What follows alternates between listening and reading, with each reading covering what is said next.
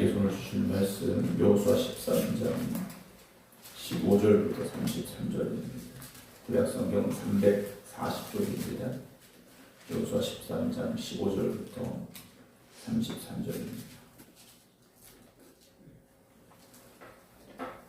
모세가 루벤 자손의 지파에게 그들의 가족을 따라서 기업을 주었으니 그들의 지역은 아론 골짜기 가에 있는 아로엘에서부터 골짜기 가운데 있는 성읍과 메드바 곁에 있는 온 평지와 헤스본과 그 평지에 있는 모든 성읍 곧 디본과 바못 바알과 벳바알 부몬과 야스와 그대 못과 메바앗과 기랴다임과 신마와 골짜기 언덕에 있는 세레사할과 벳볼과 비스가 산기슬과 베디어시못과 평지 모든 성읍과 에스본에서 다스리던 아모리 족속의 왕 시온의 온 나라라. 모세가 시온을 그 땅에 거주하는 시온의 군주들 곧 미디안의 귀족 에이와 레겐과 술과 훌과 레바와 함께 죽였으며 이스라엘 자손이 그들을 살육하는 중에 볼의 아들 점출과 발람도 칼날로 죽였더라. 르벤 자손의 서쪽 경계는 요단과 그 강가라. 이상은 르벤 자손의 기업으로 그 가족대로 받은 성읍들과 주변 마을들이니라. 모세가 갓 지파 곧 갓 자손에게도 그들의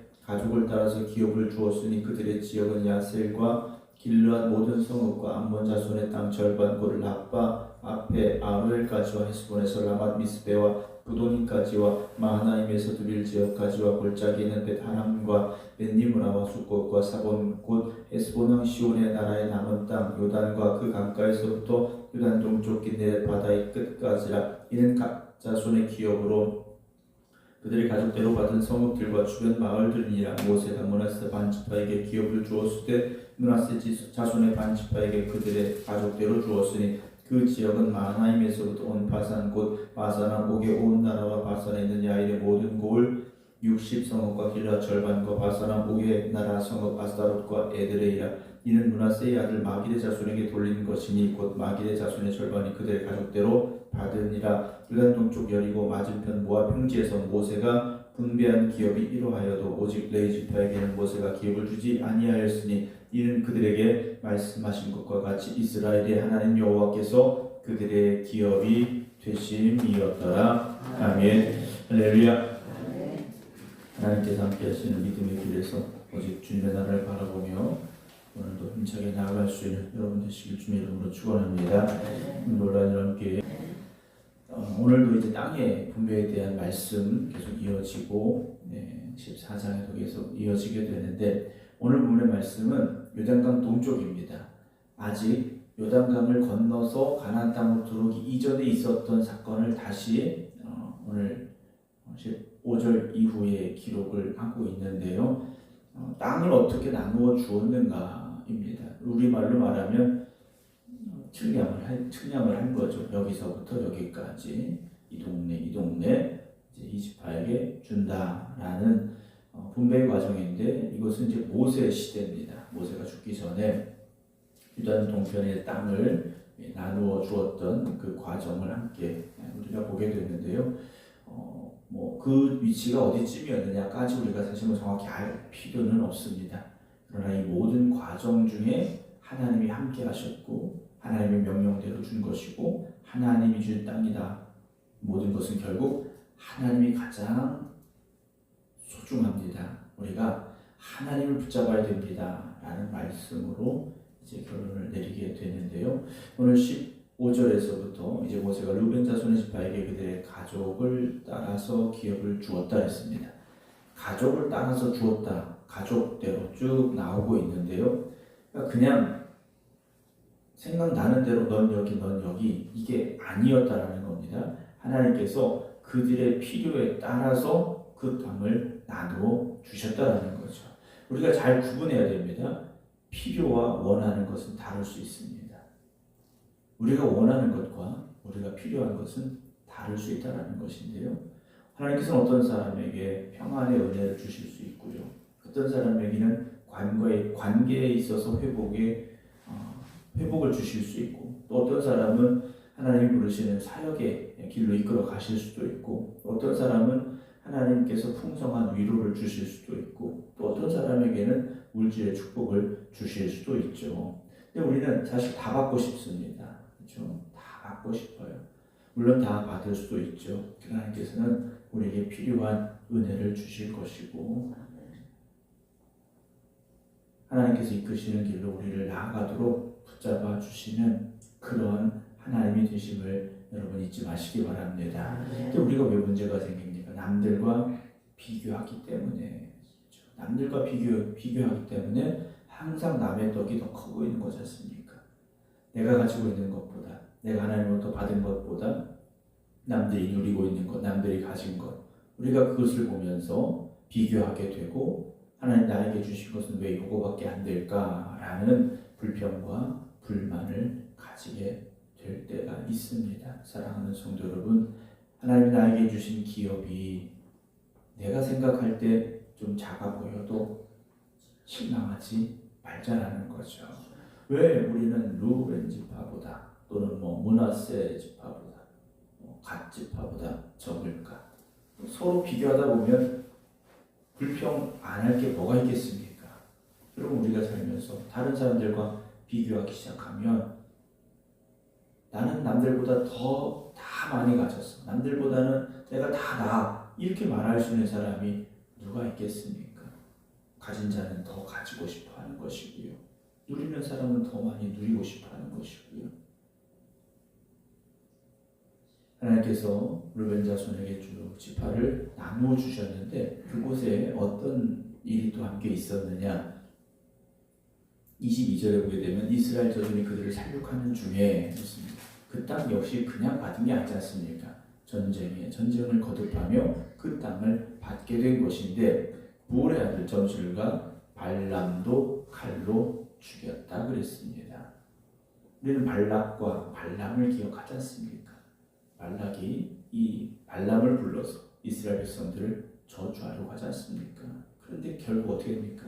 하나님이 막으셨지 않습니까? 하나님이 막으셨어요.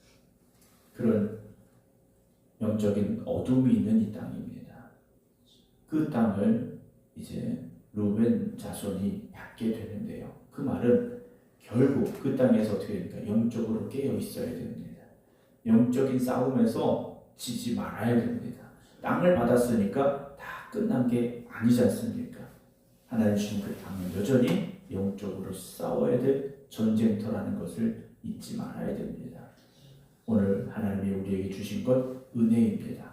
그러나 그 은혜를 잘 누리고 지켜야 됩니다. 받은 것으로 끝나는 것이 아니라 지켜야 된다는 거죠.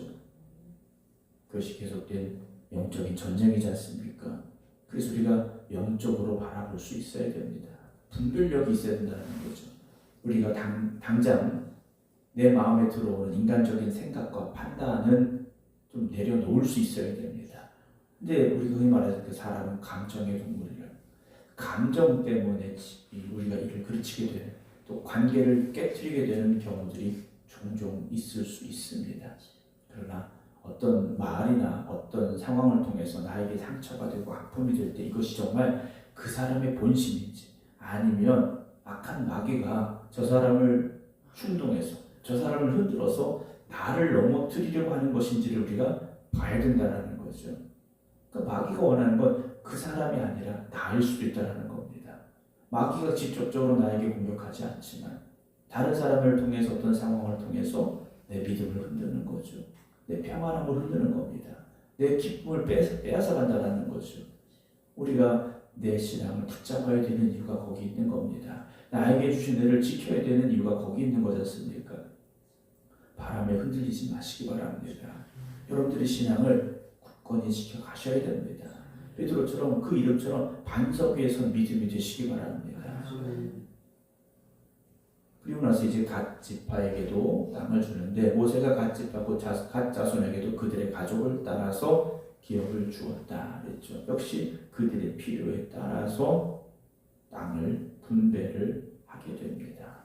이들은 주로 목축을 하는 사람들이 많이 있었는데 그들이 받은 지역이 그 약당한 지역이었다라고 됩니다. 그러나 많이 가지게 되면 힘을 가지게 되면 어떻게 되겠습니까? 하나님으로부터 멀어질 수 있는 가능성이 점점 더 높아집니다. 마음이 평안해지고 삶이 평안해지면 우리의 신앙도 어떻게 됩니까? 느슨해지기 시작합니다. 우리가 영적인 긴장감을 놓치지 말아야 됩니다. 이들이 나중에는 결국 하나님부터 멀어지는 그런 모습도 우리가 나중에 성경을 통해서 보게 됩니다만, 내가 많이 받았을수록, 하나님이 나에게 많이 주셨을수록 여러분 더 기도하셔야 되고 더 하나님 의지해야 됩니다. 내가 이만큼 성공했으니까, 내가 이만큼 이뤘으니까, 내가 이만큼 가졌으니까 하다 보면 우리 신앙의 중심에 하나님이 계셔야 되는데 그렇지 못합니다. 영적으로 자꾸 느슨해지고 나태해지기 시작하고요. 그럼 어떻게 되느냐? 예배의 자리에서 점점 멀어지게 됩니다. 교회에서의 삶이 점점 더 세상을 향하는 방향으로 바뀌게 된다는 거죠. 여러분, 우리의 신앙이 정말로 하나님만 붙잡는 그런 믿음이 되기를 원합니다. 그리고 예배의 자리를 잘 지켜가시기 바랍니다. 내가 영적으로 나태한가, 깨어있는가, 긴장하고 있는가는요, 내가 예배자의 자리를 잘 지키는가, 그렇지 않은가를 보면 바로 알 수 있습니다. 물론 예배자의 자리에서 멀어질 때 다 이유가 있어요. 그냥 안 나오는 교회 가지 말아야지, 이게 아니에요. 예배보다 중요하다고 생각하는 일들이 생겨나게 됩니다. 예배보다 더 급하다고 판단되어지는 상황들이 우리에게 찾아옵니다. 그때 우리가 알아야 돼요. 내가 지금 예배자의 자리에서 멀어져 가고 있구나. 내 신앙이 지금 흔들리고 있구나. 여러분 알아야 됩니다. 근데 우리는 어떻습니까? 그걸 당연하게 받아들일 때가 있어요. 이건 어쩔 수 없어서, 이건 이래서 라고 생각하게 되지 않습니까? 거긴요, 은혜의 자리가 아닙니다. 시험의 자리가 될 수밖에 없습니다. 그리고 이제 므낫세 반지파에게도 29절에 기업을 주게 되는데 역시 그들의 가족대로 주었다라고 되어 있습니다. 그들은 바산 옥의 땅을 받습니다. 가장 크고 좋은 땅이다라고 말할 수 있습니다. 그런데 성경은 그 좋은 땅을 받은 이들의 내용을 끝내고 바로 어떤 말씀을 기록하느냐? 32절에 요단 동쪽 여리고 맞은편 모압 평지에서 모세가 분배한 기업이 이러하여도 그랬습니다.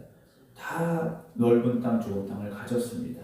사실 루벤 지파, 그리고 갓 지파, 므낫세 반 지파, 므낫세 반쪽이지 않습니까? 이들은요, 요단강 동쪽이 좋아서 우리 거기까지는 안 가도 되겠습니다 라고 했던 사람들이에요.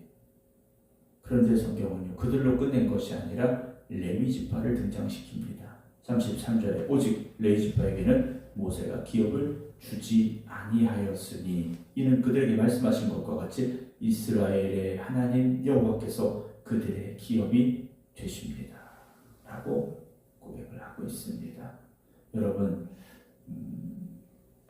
여러분들은 루벤 자손 그리고 갓 자손 므낫세 반 지파가 되기를 원하십니까? 아니면 레위 지파가 되기를 원하십니까? 다 됐으면 좋겠죠. 다 됐으면 좋겠죠. 그러나 만약 우리가 하나가 되어야 된다면, 한 가지밖에 받을 수 없다면 여러분들은 무엇을 선택하시겠습니까? 대부분 레위 지파는 생각은 그렇지만 현실은 그렇지 않습니다. 더 좋은 땅, 더 풍성한 자리, 나에게 더 힘이 되고 나에게 풍성함을 줄 수 있는 그곳을 선택하고 찾아가게 돼 있다는 것이죠. 그러나 성경에서 오늘 우리에게 주시는 말씀, 하나님께서 우리에게 주시는 말씀은 뭡니까? 땅이 전부가 아니라는 거죠. 가진 것이 전부가 아니라는 겁니다. 여러분, 레위 지파는 땅이 없어도 가장 큰 기업을 받았지 않습니까? 하나님이 그들의 기업이 되셨습니다. 하나님이 어떤 분이십니까? 모든 것의 주인 되시는 분이죠. 천지 만물을 창조하신 모든 것의 주인 되시는 분이 하나님이세요. 하나님이 그들과 함께 하셨다. 하나님이 그들의 기업이 되셨다. 여러분, 이게 가장 큰 축복이지 않습니까? 믿음은 내가 세상적인 어떤 것들을 더 많이 가져야 되는 문제가 아니라 하나님과 함께하는 것, 하나님을 바라보는 것, 하나님의 인도하심을 따라가는 것, 그것이 믿음이지 않습니까? 하나님 없이는요 아무것도 내 것이 될 수 없습니다. 그러나 하나님 함께 하시면 모든 것이 여러분들의 것이 됨을 믿으시기 바랍니다. 내가 지갑에 돈이 하나도 없어요. 그런데 아주 큰 회사의 사장이 나한테 카드를 하나 주는 겁니다. 내 카드인데 당신 마음대로 쓰라고. 결제는 내가 하겠다고. 여러분 월급 300만 원짜리 직장에 다니시겠습니까? 그런 큰 회사의 사장하고 친해지고 싶으십니까? 당연한 거 아니겠습니까? 여러분 하나님과 가까이 하시기 바랍니다. 남들과 비교하거나 그로 인하여 상처받지 마시고 하나님이 나와 함께 하시고 하나님이 나의 기업이 되십니다. 여러분 그 믿음을 지켜가시기 바랍니다. 여러분 이미 우리는 많은 은혜를 받았습니다. 근데 그 은혜는 자꾸 잊어버리게 되지 않습니까? 그리고 나의 없는 거, 부족한 거 또는 내가 원하는 대로 되지 않는 거 여러분 그것만 생각하다 보면 오늘도 불평하며 하루를 살 수밖에 없습니다. 하나님께서는 각 사람에게 기업을 주셨습니다.